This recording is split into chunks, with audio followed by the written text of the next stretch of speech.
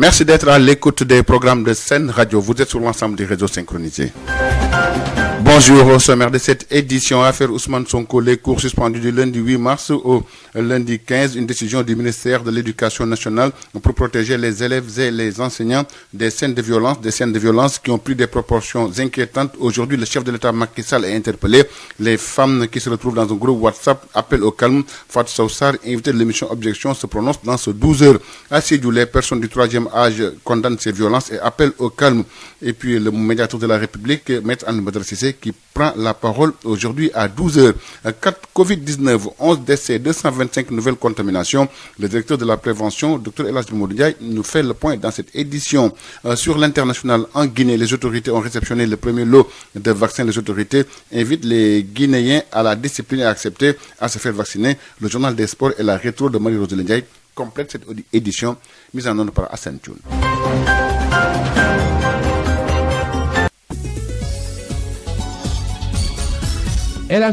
Conséquence de l'affaire Ousmane Sonko, suspension des cours du lundi 8 mars au lundi 15, décision prise par la tutelle pour protéger les enseignants et les élèves. Nous écoutons à ce propos Mohamed Moustapha Diagne. Il est le porte-parole du ministère.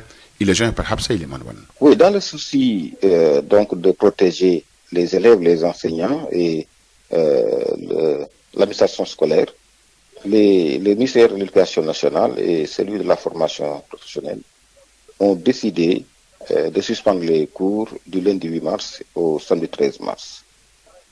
Les cours vont reprendre le lundi 15 mars à 8 heures.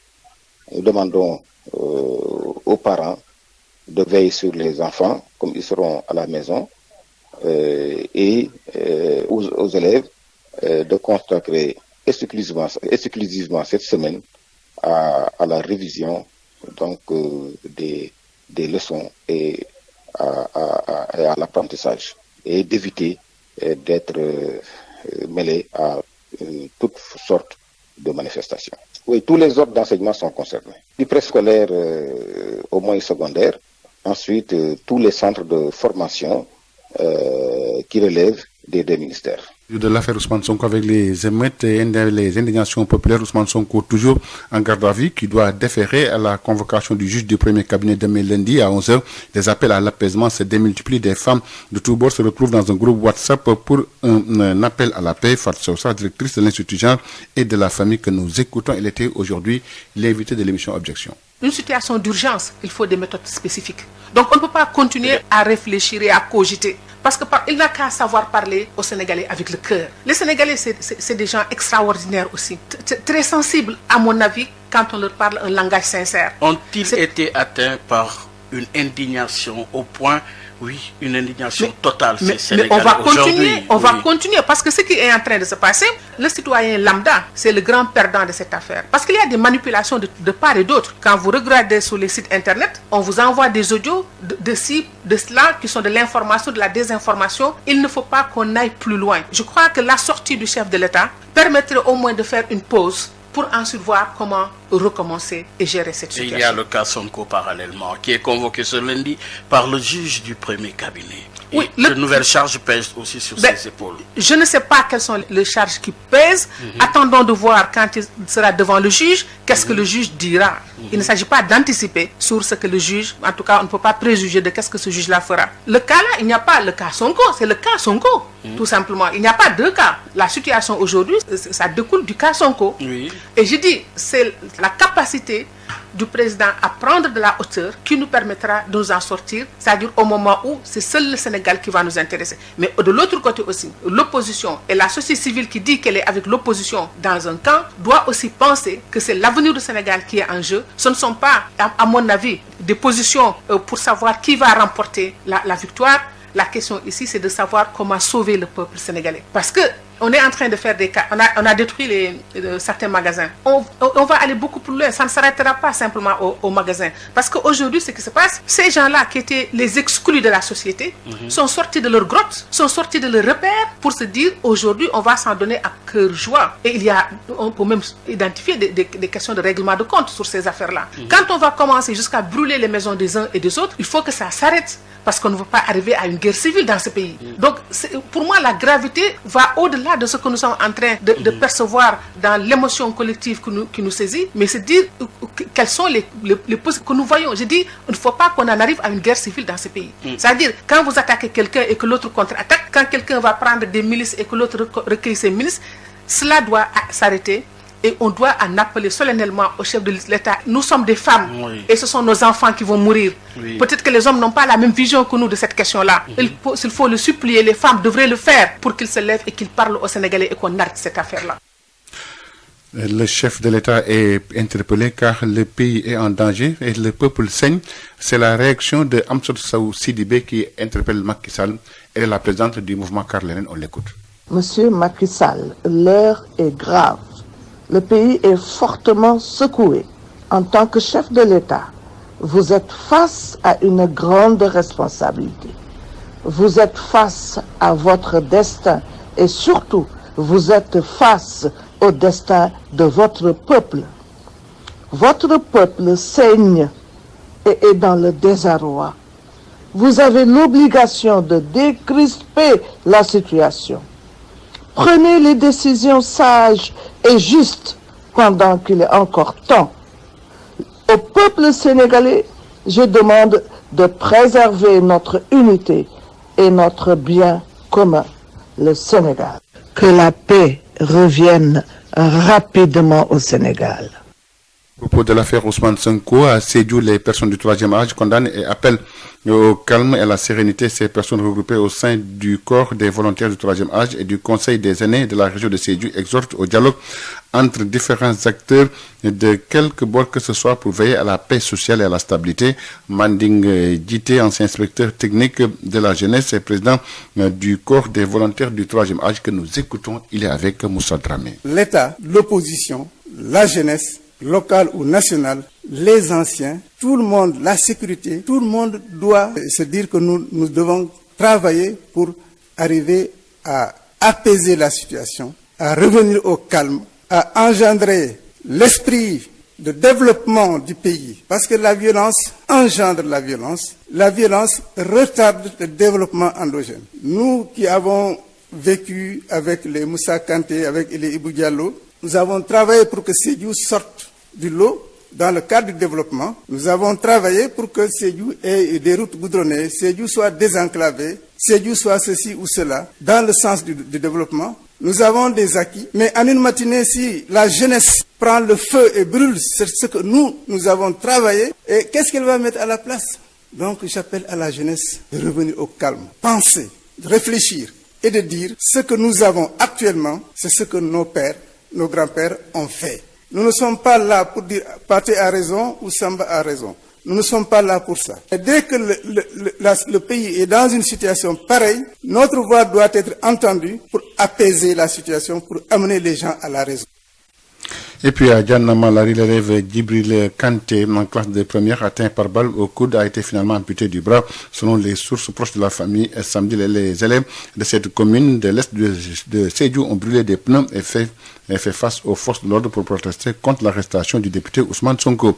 D'ailleurs, le médiateur de la République va prendre la parole. Maître Alioune Badara Cissé va faire une déclaration ce dimanche à 12h. Ce sera dans les locaux de la médiature de la République. Les attaques à l'endroit des casernes de gendarmerie dans certaines localités, un énorme danger, une chose à bannir puisque c'est tout un arsenal qui est conservé dans ces casernes pour garantir la sécurité des populations et des biens.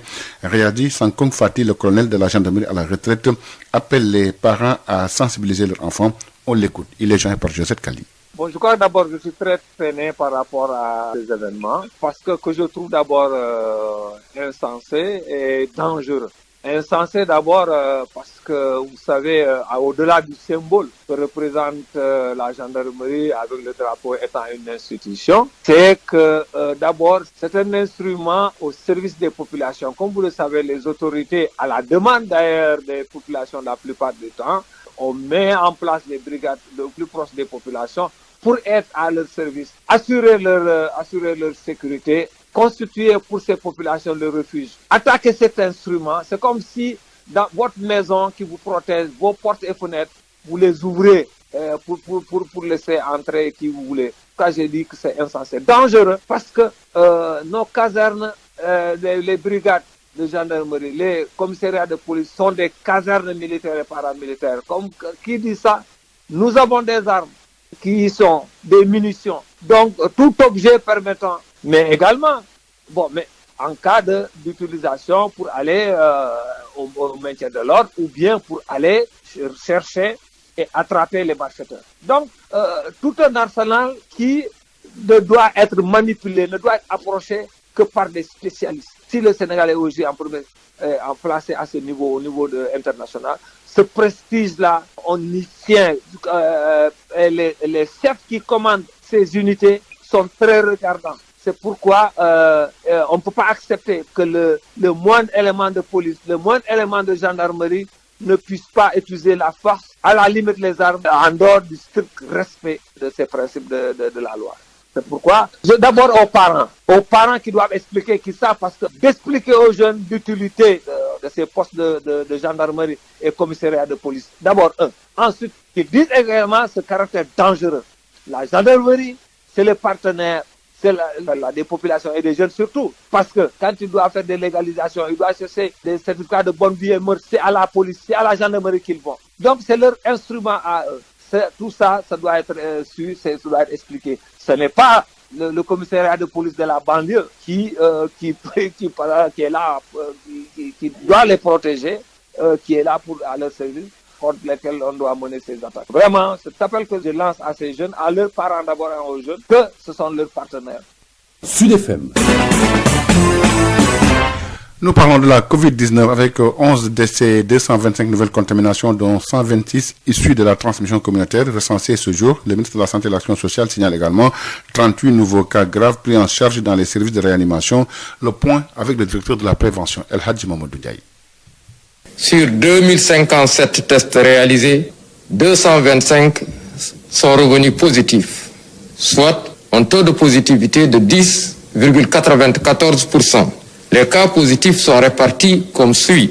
Nous avons eu 99 cas contacts suivis par nos services. Aucun cas importé n'a été enregistré au niveau de nos différentes portes d'entrée. 126 cas issus de la transmission communautaire ont été répertoriés et répartis comme suit. Dans la région de Dakar, nous avons eu 67 cas, dont 8 au Mariste, 6 à Liberté 6, 5 à Cité Keur Gorgui, 4 à Diamniadio, 3 à Nord-Foire, Yoff et Parcelles Assainies, 2 à HLM, Dieuppeul, Almadies, Mermoz, Guédiawaye, Hamo 5, Sicap Mbao et Rufisque. 1 à la Gueule Tapée, à la Cité Cap-Verdienne, HLM Fass, Grand Dakar, Sicap Mbao, Yarakh, Zone B, Niary Tally, Fann Résidence, Mamel, Cité Sonatel, Sud Foire, Ngor, Sacré-Cœur, Patte d'Oie, Grand Yoff, Cambérène, Sébikotane et Cité Aliou Sow. Dans les régions, nous avons 59 cas, dont 11 à Thiès, 9 à Kolda, 8 à Mbour, 4 à Kédougou et à Richard Toll, 3 à Saly et Touba, 2 à Kaolack, Ngaparou et Pout, 1 à Bounkiling, Guinguinéo, Joal, Khombol, Somone, Ndofane, Popenguine, Saint-Louis, Salémata, Sokone et Tivaouane. 236 patients suivis ont été contrôlés négatifs et déclarés guéris. 38 cas graves sont pris en charge dans les services de réanimation. 11 décès ont été enregistrés ce samedi 6 mars 2021. L'état de santé des autres patients hospitalisés est jugé stable. À ce jour, 35 857 cas ont été déclarés positifs, dont 30 605 guéris, 919 décédés et donc 4 332 patients sous traitement. Je rappelle également que depuis le début de la vaccination contre la COVID-19, 64 117 personnes ont reçu leur première dose destinée à lutter contre cette COVID-19. Sud International. Que nous démarrons par la Guinée après la réception de son premier lot de vaccins. La Guinée qui lance officiellement la campagne de vaccination contre la COVID-19. Les médecins soignants sont les premiers à recevoir ce vaccin. Le ministre de la Santé qui a présidé la cérémonie de lancement invite les populations guinéennes à la discipline et à accepter de se faire vacciner. Compte rendu depuis Conakry, signé Amadou Ouribari. Les médecins qui sont en contact avec les malades sont les premiers à être vaccinés contre la pandémie du coronavirus.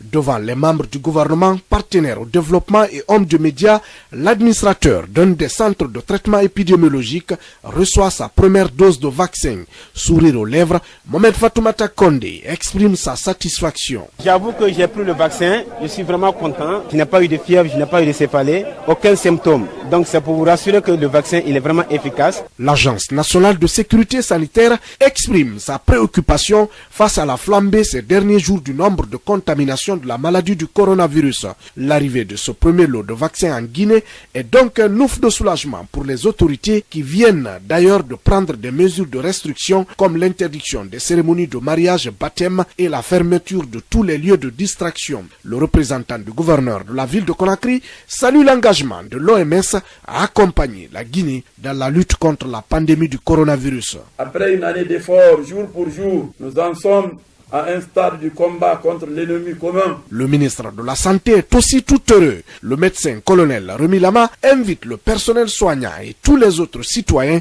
à se faire vacciner pour se protéger et sauver des vies. Cette opération de vaccination débutera à Conakry à travers les quartiers les plus touchés de la ville de Conakry avant les autres étapes prévues par cette opération de vaccination. Une importante quantité de doses de vaccins est attendue ce dimanche à Conakry, a annoncé le directeur de l'Agence nationale de sécurité sanitaire, Dr Sakoba Keita. Amadou Ribari, depuis Conakry, pour Sud FM. Amadou Ribari, 9 premiers cas de Covid ont été détectés ce dimanche en Nouvelle-Calédonie où un confinement strict de 2 semaines a été annoncé par le président du gouvernement local et le haut commissaire de la République. Ces cas ont été identifiés lors d'investigations menées en raison de la détection la veille dans l'archipel voisin du premier cas autochtone, écrit l'AFP. Et puis nous allons parler de l'actualité sportive avec la Coupe de France, les 6e de finale qui se poursuivent aujourd'hui. On suivra Angers contre Club français, Ajaccio contre Lille et puis Marseille qui fera face à Roussillon. En Angleterre pour le compte de la 27e journée à l'instant même entre West Bromwich Albion et Newcastle, c'est 0 partout. À 14h Liverpool fera face à Fulham et à 16h30 le derby mancunien entre City et United, ce sera à partir de 16h. Et puis à 19h15 Tottenham qui va recevoir Crystal Palace de Cheikhou Kouyaté. En Espagne pour le compte de la 26e journée, Atlético Madrid contre Madrid, c'est le derby madrilène. Ensuite Real Sociedad contre Levante, Atlético Bilbao qui va accueillir Granada. Il est 12h19 sur l'ensemble des réseaux synchronisés de Sen Radio. C'est Marie-Roselyne Ndiaye qui nous présente les faits saillants de la semaine écoulée.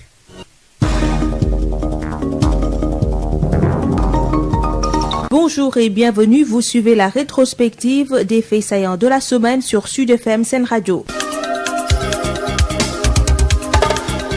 Bignona plongé dans la violence a enregistré jeudi un mort, un jeune tué par balle et des blessés. Une journée plus que mouvementée dans cette partie sud du pays où les populations qui indexent la responsabilité de l'armée dans la mort du jeune sont dans l'inquiétude et la peur. Retour sur cette journée noire à Bignona avec notre correspondant dans la région Ignace Ndeye. Un jeudi noir, une journée ville morte. Bignona a basculé dans la violence ce jeudi. Pneus brûlés partout le long des axes routiers, saccage de la station Essence Total, un mort, une dizaine de blessés. Le bilan des manifestations est lourd. C'est surtout la mort par balle du jeune Cheikh Ibrahim Koli qui non seulement a exacerbé la colère des jeunes manifestants excités qui ont mis la ville à feu et à sang, mais a également accentué la tension sur place. Pendant que les forces de l'ordre tentaient de maîtriser et de disperser les manifestants qui ont ouvert plusieurs fronts dans la ville, la famille Koli, elle, dans la consternation, pleurait encore la mort du jeune Cheikh Koli. À la maison mortuaire, les dames inconsolables, le père Massiré Koli sous le choc, meurtri par la perte de son seul garçon. C'est là-bas où les militaires sont sortis de l'autre côté, reculer. On entend un coup de feu, pam. Donc il a été atteint. Juste au niveau du cœur. Tristesse, vraiment, je suis meurtri là où je suis là. J'ai même pas de mots pour m'exprimer. Les jeunes tués, 2 autres garçons grièvement blessés seront évacués à l'hôpital de Ziguinchor et les militaires venus en renfort ont été mis au banc des accusés par les manifestants qui persistent et signent la balle qui a tué Cheikh Koli est venu de l'armée. Moi, j'ai assisté à la scène, j'ai vu le militaire qui avait dit d'abord au jeune homme reculer et le gosse lui a dit ne va pas reculer. Ils étaient tout proches et c'est en ce moment qu'il a déclenché le tir et quand il a atteint le jeune homme, il est tombé et moi-même je leur ai dit vous avez tué l'enfant, ils ont dit non et je leur ai dit vous avez tué l'enfant et j'en ai profité pour ramasser même les 2 balles. Bignona plongé dans une violence qui a fini de paralyser tous les secteurs de la vie. Écoles, marchés, commerce, banques et autres, tout avait les allures d'une journée ville morte à Bignona. Et après cette journée mouvementée, les populations de Bignona, plus qu'inquiètes, ne cachent plus leur peur. Ignace Ndei à Bignona. Pour la radio Sud FM. Un peu plus tard, dans cette même soirée du jeudi, des heurts indescriptibles ont éclaté dans la banlieue de Dakar où un jeune mécanicien a été tué à bout portant lors de manifestations. Moussa Thiam. La tension était très vive dans la banlieue dakaroise où un jeune mécanicien a été tué dans les manifestations à Yeumbeul Nord. Baïsser a reçu à bout portant une balle sur le front au moment où des heurts ont éclaté entre forces de l'ordre et manifestants qui voulaient aller saccager l'institution municipale de Yeumbeul Nord. Il rend l'âme sur le coup. La journée a été très mouvementée pour les forces de l'ordre qui n'arrivaient pas à contenir la furie des jeunes. Le tribunal de grande instance de Pikine-Guédiawaye saccagé par des manifestants sous l'œil impuissant des forces de l'ordre.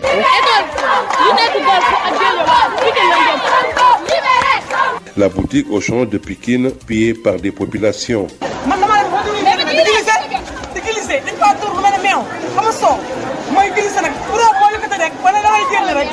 Même les grenades lacrymogènes des forces de l'ordre n'ont pas pu les disperser.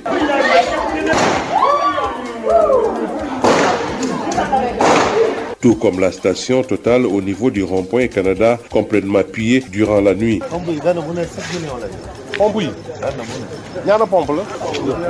Le personnel ne peut que constater les dégâts.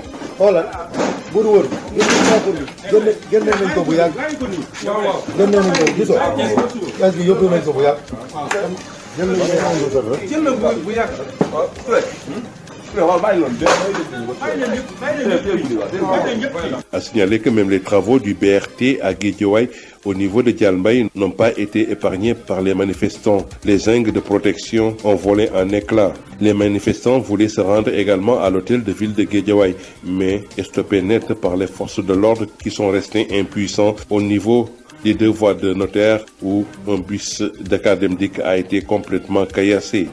Banlieue dakaroise, Elaz Moussa Thiam, Radio Sud FM. Le bilan a fini par s'alourdir à Mbour. Une évasion collective à la maison d'arrêt et de correction a eu lieu dans l'après-midi du vendredi. Une attaque venant de l'extérieur serait à l'origine. Des manifestants ont défoncé la porte et des détenus ont pris la fuite. Pour le moment, on dénombre 15 évadés dont 3 repris. Le bilan donne 5 blessés dont 2 par balle. Des manifestations qui ont éclaté un peu partout dans le pays après le placement en garde à vue du leader de PASTEF mercredi à la section de recherche de Colobane. Les motifs de son arrestation, trouble à l'ordre public et participation à une manifestation non autorisée, sont infondés, estime l'un de ses avocats qui parle de capture ou d'arrestation illégale, Maître Bamba Sissé. Ousmane Sonko est placé en garde à vue pour participation à une manifestation non autorisée et trouble selon eux à l'ordre public. Il est en garde à vue à la section de recherche de Colombe. D'autre part, Ousmane Sonko a gardé le silence. Il a préféré ne pas s'exprimer et il a considéré qu'il était en état de capture ou en état d'arrestation illégale en tout cas. Donc il a choisi par dépit de ne pas s'exprimer. La loi lui permet de garder le silence. C'est un droit même fondamental. Il y a 2 options quand quelqu'un est mis en position de faire face à un enquêteur. Il a le choix d'une part de garder le silence et il a le choix d'autre part de s'exprimer. Il a pris la première option, c'est celle qui consiste à garder le silence. Et justement, quelle réaction par rapport à cette décision?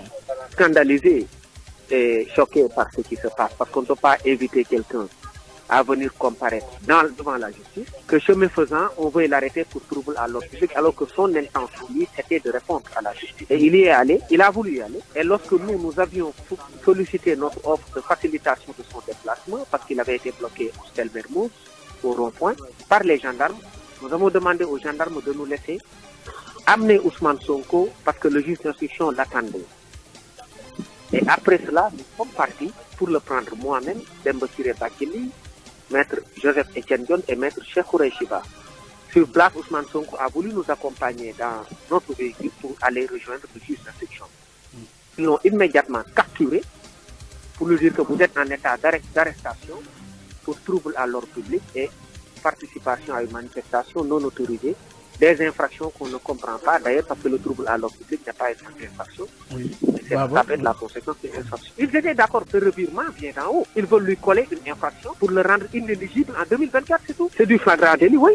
Ils l'ont réglé en procédure de flagrance. C'est pourquoi d'ailleurs ils n'ont pas demandé la levée de son immunité. Parce que pour eux, c'était du tout beau, non. Il fallait l'arrêter pour lui coller une infraction. Même s'il avait quitté le juge, placé sous contrôle judiciaire pour rejoindre son domicile, ils allaient aussi lui coller la même infraction.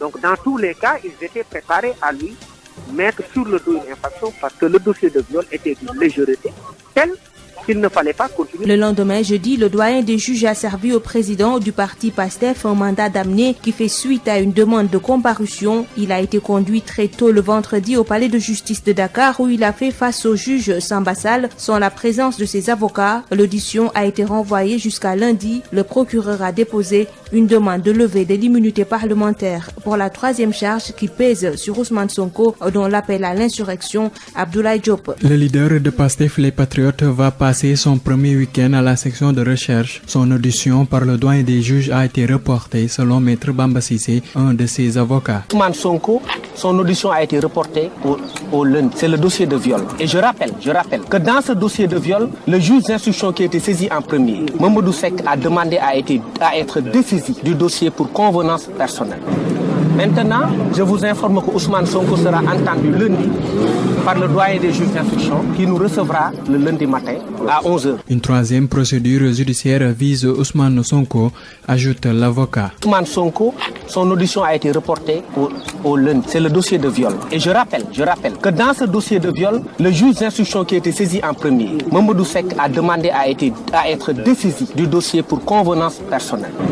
Maintenant, je vous informe que Ousmane Sonko sera entendu lundi par le doyen des juges d'instruction qui nous recevra le lundi matin à 11h. Sur le dossier concernant les faits de trouble à l'ordre public et participation à une manifestation non autorisée, les avocats précisent que l'enquête n'est pas encore clôturée. Le vendredi à 20h30, le ministre de l'Intérieur, face à la presse, a condamné fermement les violentes manifestations qui sévissent dans le pays depuis quelques jours. Antoine Félix Diome parle de banditisme, une insurrection à l'encontre de la loi. Les malfaiteurs seront traqués. Le gouvernement appelle au calme et compte maintenir les mesures de sécurité pour le bien-être des populations. Le ministre de l'Intérieur, Antoine Félix Diome. Il relève de toute évidence du grand banditisme et de l'insurrection organisée. Il constitue une violation manifeste de l'état de catastrophe sanitaire. Il représente des troubles inacceptables à l'ordre public. Face à cette situation particulière, le gouvernement tient à rappeler son attachement au respect strict des principes de l'état de droit, de l'intégrité physique des personnes et de la protection de leurs biens. Toutes les personnes auteurs d'actes criminels seront recherchées, arrêtées, poursuivies et traduites devant la justice. Dans ces circonstances, le gouvernement appelle les populations et toutes les forces vives de la nation au calme, à la sérénité et à l'apaisement. C'est tout pour la rétrospective des faits qui ont marqué l'actualité de cette semaine sur Sud FM Sen Radio. Merci de l'avoir suivi et rendez-vous dans une semaine.